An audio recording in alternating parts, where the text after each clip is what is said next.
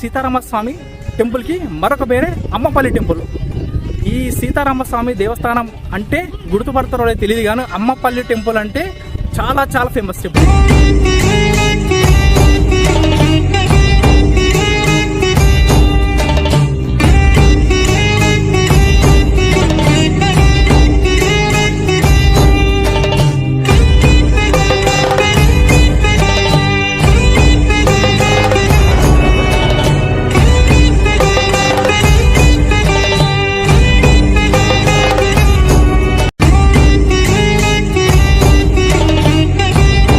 నా సబ్స్క్రైబర్ అంటే మనకు అన్న ఏ ఛానల్ నేను అడిగి నా యూట్యూబ్లో సెర్చ్ చేసి నా యూట్యూబ్ ఛానల్ సబ్స్క్రైబ్ చేసుకున్నాడు. ఒక్కసారి అతను ఎక్కడి నుంచి వచ్చాడో ఆయన పేరేందో డీటెయిల్స్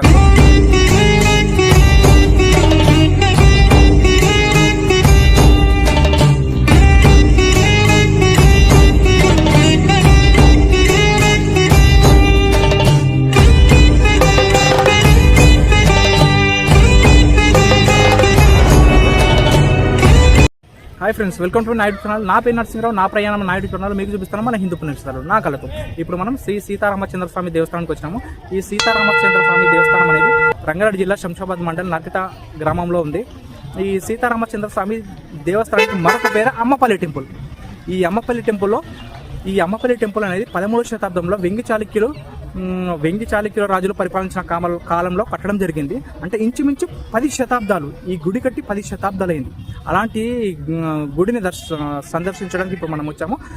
ఇప్పుడు మనం గుడిలోకి వెళ్ళి దేవుని దర్శించుకొని సీతాదేవిని శ్రీరాముని దర్శనం చేసుకొని బయటకు వచ్చి, అలాగే లెఫ్ట్ సైడ్లో కోనేరు ఉందంట, చాలా బాగుంటుంది ఇక్కడ మనం లోపలికి వెళ్ళి దర్శించుకొని ఈ పూర్తి వీడియో అంటే ఈ సీతారామచంద్ర స్వామి అమ్మపల్లి టెంపుల్ అనేది టెంపుల్ యొక్క పూర్తి చరిత్ర నా యూట్యూబ్ ఛానల్ చూస్తుంటే ప్లీజ్ సబ్స్క్రైబ్.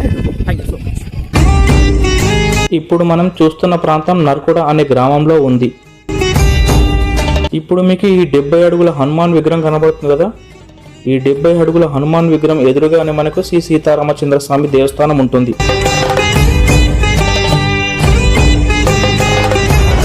ఇప్పుడు మీకు ఈ కమాన్ కనబడుతుంది కదా, ఇదే శ్రీ సీతారామచంద్ర స్వామి దేవస్థానం. దీనికి మరొక పేరు అమ్మపల్లి టెంపుల్. ఈ అమ్మపల్లి టెంపుల్ శంషాబాద్ అనే మండలంలో ఉంది. ఇప్పుడు మనకు కనబడుతున్న కమాన్ నుంచి లోపలికి వెళ్తే శ్రీ సీతారామచంద్ర స్వామి దేవస్థానం మనకి దర్శనం ఇస్తుంది. ఈ అమ్మపల్లి టెంపుల్ యొక్క పూర్తి చరిత్ర తెలుసుకుందాం పదండి. మనం కమాన్ దాటి లోపలికి వచ్చిన ప్రాంతం ఇది. ఇక్కడ నుంచి లోపలికి వెళ్తే మనకి గుడి ఉంటుంది. ఇక్కడ వాతావరణం చాలా ప్రశాంతంగా ఉంటుంది. ఇప్పుడు మీరు చూస్తున్న ప్రాంతం గుడి ముందు ప్రాంతం. ఇది చాలా విశాలంగా ఉంటుంది. మనకి ఎదురుగా కొబ్బరి చెట్లు కనబడుతున్నాయి కదా, అక్కడే కోనేరు ఉంటుంది ఈ గుడికి సంబంధించింది.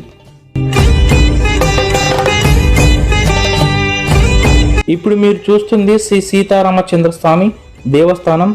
దీనికి మరొక పేరు అమ్మపల్లి టెంపుల్. ఇది హైదరాబాద్కి 35 కిలోమీటర్ల దూరంలో ఉంది. ఇప్పుడు మీరు చూస్తుంది ఆలయం యొక్క గోపురం. ఇది 30 అడుగుల ఎత్తు ఉంటుంది. పదండి ఇప్పుడు మనం ఆలయం లోపలికి వెళ్దాం. ఈ దేవస్థానం యొక్క టైమింగ్ ఉదయం 5 గంటల నుంచి మధ్యాహ్నం 2 గంటల వరకు, మళ్ళీ సాయంత్రం 3 గంటల 30 నిమిషాల నుండి రాత్రి 7 గంటల వరకు తెరిచి ఉంటుంది. ఇప్పుడు మనం ఆలయంలోకి అడుగు పెడుతున్నాము. లోపలికి వెళ్ళి ఈ గుడి ఎలాగుంటుంది, ఈ గుడి యొక్క పూర్తి చరిత్ర ఏందో తెలుసుకుందాం పదండి. మనకి ఏ ఆలయంలోకి వెళ్ళినా లేదా దేవస్థానంలోకి వెళ్ళినా ఫస్ట్ మనకి కనిపించేది ధ్వజస్తంభం. మనకి ఏ ఆలయంలోకి వెళ్ళినా మనకి ఇత్తడితో చేసిన ధ్వజస్తంభం మాత్రమే కనిపిస్తుంది. కాకపోతే అమ్మపల్లి టెంపుల్లో మనకి రాజుతో చేసిన ధ్వజస్తంభం మాత్రమే కనబడుతుంది. ఇప్పుడు మీరు చూస్తున్న రాజగోపురం 13వ శతాబ్దంలో వెంగి చాళుక్యులు పరిపాలించిన కాలంలో ఏర్పాటు చేసినటువంటి గోపురం. ఈ గోపురం కట్టి ఇంచుమించు 10 శతాబ్దాలైందన్నమాట. అంత ప్రాచీనమైన గోపురం. మనకి ఆలయం ఎడమ సైడు మరియు కుడి సైడు చాలా విశాలమైన ప్రాంతం కనిపిస్తూ ఉంటుంది.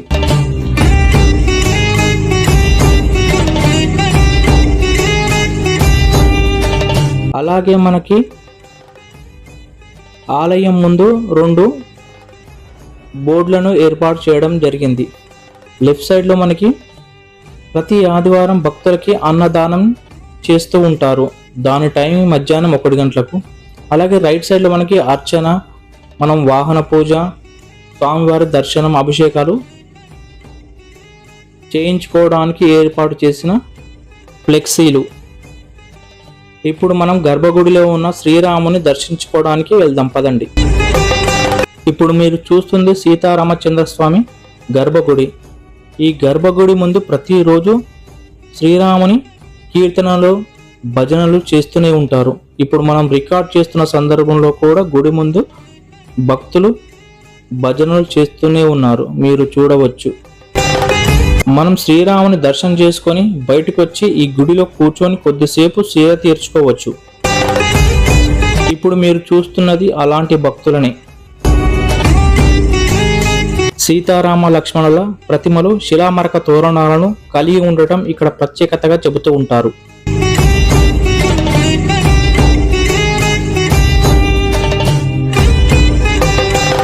ముఖమండపంలో కూర్మం అనగా తాబేలు ఏర్పాటు చేయబడి ఉండటం వలన ఈ క్షేత్ర దర్శనం మోక్షాన్ని ప్రసాదిస్తుందని చెబుతూ ఉంటారు. ఈ దేవాలయాన్ని 13వ శతాబ్దంలో వెంగి చాళుక్యులు ఈ దేవాలయాన్ని నిర్మించినట్లు భావిస్తుంటారు. సీతమ్మ వారు కొలువై ఉన్న కారణంగానే ఈ ఊరికి అమ్మపల్లి అనే పేరు వచ్చిందని చెబుతూ ఉంటారు. ఈ ఆలయంలో ఉన్న రావి చెట్టుకి భక్తులు తమ కోరికలను నెరవేర్చుకోవడానికి మొక్కులు కడుతూ ఉంటారు. మీరు చూస్తుంది ఆ మొక్కు యొక్క భక్తులు కట్టిన ముడుపులే.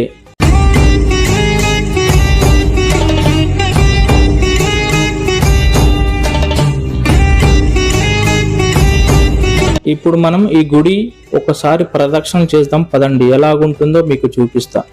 ఎందుకంటే ఈ గుడికి ఎడమ సైడు, కుడి సైడు చాలా విశాలంగా ఉంటాయి ఈ ప్రాంతాలు. ఎందుకంటే భక్తులు శ్రీరామనవమికి, శివరాత్రికి చాలా మంది భక్తులు ఈ గుడిని దర్శించడానికి వస్తుంటారు. మనకి లెఫ్ట్ సైడ్లో మీకు బ్యారికేడ్లు కనబడుతుంది కదా, ఆ భక్తుల కోసమే ఏర్పాటు చేయడం జరిగింది. ఎందుకంటే చాలా మంది భక్తులు శ్రీరామనవమికి, శివరాత్రికి అధిక సంఖ్యలో ఈ గుడిని దర్శించుకోవడం జరుగుతూ ఉంటుంది.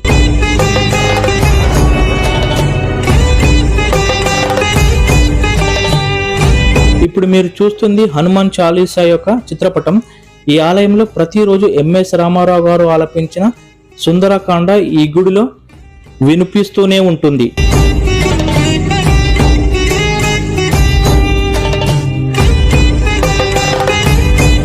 ఇప్పుడు మీరు చూస్తుంది భక్తులు కొబ్బరికాయ కొట్టే ప్రాంతం.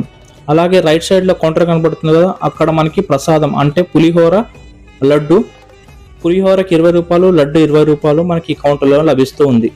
ఈ ఆలయంలో ఎత్తైన రాజగోపురం, పొడవైన ప్రాకారాలు, ఆశ్చర్యచకితులను చేసే ప్రాకార మండపాలు అలనాటి ప్రాచీన వైభవానికి సజీవ సాక్ష్యాలుగా దర్శనమిస్తూ ఉంటాయి.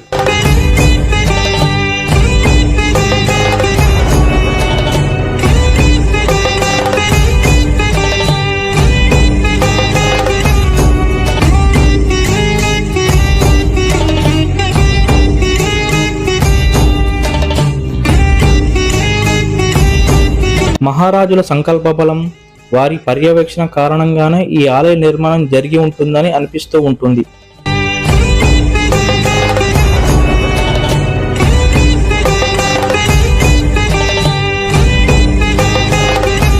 ఆలయ ప్రాంగణంలో 30 అడుగుల మేర నిర్మించిన గోపురం ఇక్కడ ప్రధాన ఆకర్షణ.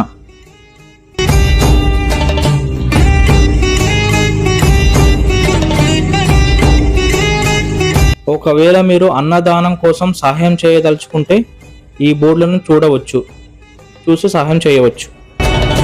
గర్భాలయంలో సీతారామ లక్ష్మణులు కొలువై ఉండగా వారికి ఎదురుగా ముఖమండపంలో హనుమంతుడు కొలువై ఉంటాడు.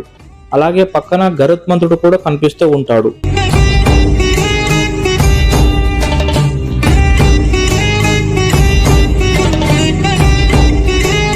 మన యూట్యూబ్ ఛానల్లో ఈ గర్భగుడిలో ఉన్న అర్చకునితో నేను మాట్లాడాను దర్శనానికి వెళ్ళినప్పుడు. స్వామివారు ఒక్కసారి మీరు ఇంటర్వ్యూ ఇస్తారా అని. వారు సున్నితంగా వద్దని వారించారు. ఎందుకంటే వీడియో తీయొద్దని నాతో చెప్పారు. అందుకే వీడియో తీయటం లేదు. 2010లో పురావస్తు అధికారులు అమ్మపల్లి ఆలయాన్ని సందర్శించి దీనికి ఎంతో ప్రాధాన్యం ఉన్నదని, అవి పురాతన కట్టడాలని తేల్చి చెప్పారు.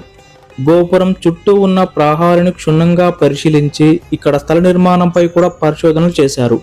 మున్ముందు పురావస్తు శాఖ ఆధ్వర్యంలో ఈ ఆలయాన్ని మరింత ఆధునీకరిస్తామన్నారు. ఎన్నో విగ్రహాలను తయారు చేసిన శిల్పులు కూడా ఈ ఆలయాన్ని సందర్శించి ఇక్కడ విగ్రహాలు 1000 సంవత్సరాల కిందటవని గుర్తించారు.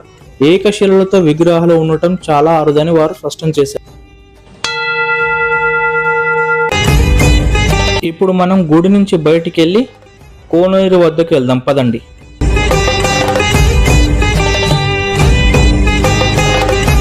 మనం గుడి నుంచి బయటకు వచ్చినాక ఎదురుగా చాలా విశాలమైన ప్రాంతం ఉంటుంది. మనం ఫుట్బాల్ ఆడుకుంటాం కదా, గ్రౌండ్ అంత పెద్ద గ్రౌండ్ ఉంటుంది. మనకి చూడండి ఎంత బాగుందో. మనకి ఎదురుగా కమాన్ కనబడుతుంది కదా, అందులో భక్తులు సేద తీర్చుకోవచ్చు. మనకి లెఫ్ట్ సైడ్ లో కొబ్బరి తోటలు కనబడుతున్నాయి కదా, అదే కోనేరు. ఇప్పుడు వెళ్దాం పదండి అక్కడికి. పూర్వం ఈ గుడికి 2 నీటి గుండాలు ఉన్నాయని చెబుతుండేవాళ్ళు. వాటిలో ఒక గుండంలో రాజులు స్నానం చేసేవారని, మరో గుండాన్ని రామునికి చక్రతీర్థానికి ఉపయోగించేవారని ప్రతీది. ప్రస్తుతానికి ఈ ఆలయానికి ఒకే ఒక చక్రతీర్థం ఉంది, అనగా గుండం. ఒకే ఒక గుండం ఉంది. మీరు రెండో గుండం ఎంత వెతికినా కనబడదు ఈ ఆలయంలో. పదండి, ఈ చక్రతీర్థం అంటే ఈ గుండం ఎలా ఉందో మీకు చూపిస్తాను. మీకు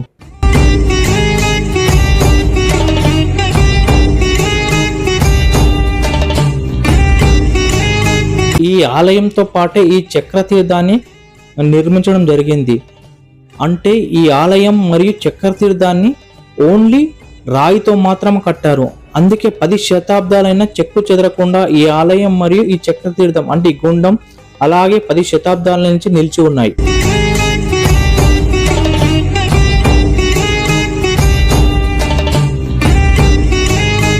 ఈ చక్రతీర్థాన్ని కట్టాలంటే ఓన్లీ రాయిని మాత్రమే ఉపయోగించారు.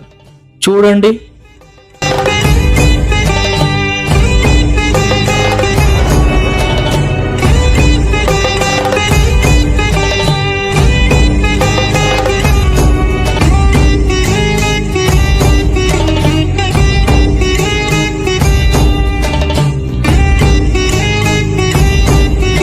ఇక్కడ నుంచి మనం ఈ గుండం నుంచి బయటకు చూస్తే వ్యూ ఎలా ఉంటుందో చూడండి. చాలా అందంగా ఉంటుంది.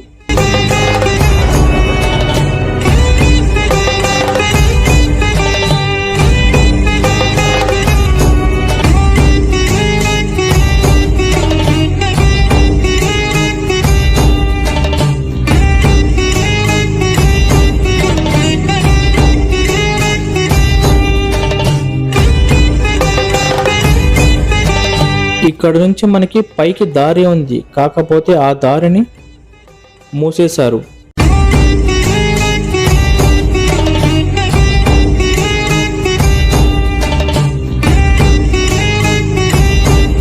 మనం ఈ గుండం నుండి బయటకు వ్యూ చూస్తే అంటే మనకి రాజగోపురం 30 అడుగుల రాజగోపురం ఎంత అందంగా కనబడుతుందో చూడండి. ఒకసారి జూమ్ చేసి చూపిస్తా చూడండి.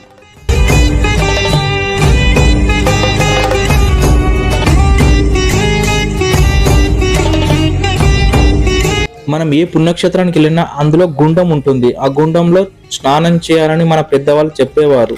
నేను కూడా అదే చేస్తున్నా. గుండంలో దిగి నడుస్తూ ఉంటే ఆ నీల శబ్దాన్ని రికార్డ్ చేయాలని నిర్ణయించుకున్నాను. చూడండి ఎలా ఉందో.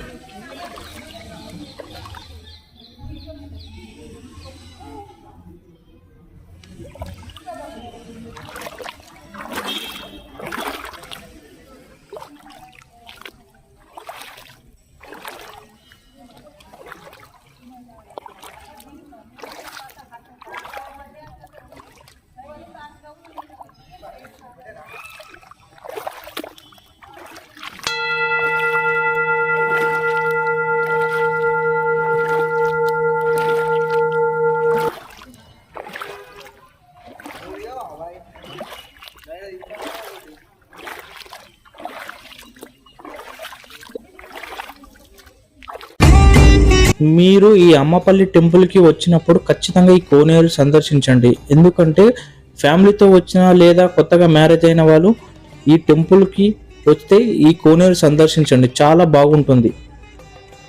కింద కోనేరు, పైన కొబ్బరి చెట్లు, చాలా చాలా పీస్ ఆఫ్ మైండ్ మీకు ఇక్కడ లభిస్తుంది.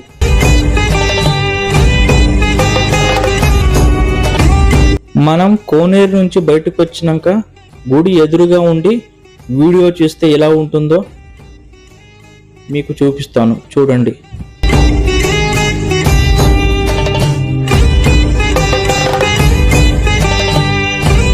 ఈ అమ్మపల్లి టెంపుల్కి వచ్చాము కదా, శ్రీ సీతారామ స్వామి టెంపుల్లోకి. ఇక్కడ మనకి నేను వీడియో చేస్తుంటా. ఇక్కడ నా సబ్స్క్రైబర్ అంటే మనకు అన్న ఏ ఛానల్ మీద అడిగి నా యూట్యూబ్లో సెర్చ్ చేసి నా యూట్యూబ్ ఛానల్ సబ్స్క్రైబ్ చేసుకున్నాడు. ఒక్కసారి అతను ఎక్కడి నుంచి వచ్చాడో, ఆయన పేరు ఏందో డీటెయిల్స్ కనుక్కున్నాం. అమ్మ నీ పేరు? సద్గురు అంటే ఇక్కడ ఎక్కడి నుంచి వచ్చారు? మహబూబ్ నగర్ నుంచి వచ్చాడు. అంత దూరం నుంచి వచ్చాడు. నా యూట్యూబ్ ఛానల్ సబ్స్క్రైబ్ చేసుకున్నాడు, అందుకే వీడియో చేస్తున్నాడు, పెడుతున్నాను. థ్యాంక్ యూ సో మచ్ అమ్మా. రైట్ అమ్మా. మనం దర్శనం చేసుకొని బయటికి వచ్చినాక చాలా మంది ఫ్యామిలీతో వచ్చారు కదా, వాళ్ళు బయట కూర్చొని ఫ్యామిలీతో ఎంజాయ్ చేస్తున్నారు. అంటే లంచ్ తెచ్చుకొని రౌండ్గా కూర్చొని ఎంతమంది ఎంజాయ్ చేస్తున్నారు చూడండి. ఎదురుగా వాళ్ళు పాటలు పెట్టి డ్యాన్స్ ఆడుతున్నారు. ఆ రికార్డ్ సౌండ్ నాకు వినబడుతుంది, కాకపోతే నాకు కాపీరైట్ వస్తుందని ఈ వీడియో మ్యూట్లో పెడుతున్నాను సౌండ్.